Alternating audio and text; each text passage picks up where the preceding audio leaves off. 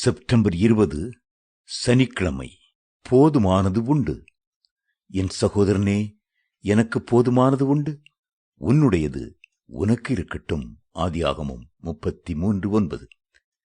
ஏசாவும் யாக்கோபும் இரட்டையர்களாயிருந்தாலும் ஏசா மூத்தவன் என்று அழைக்கப்பட்டார்.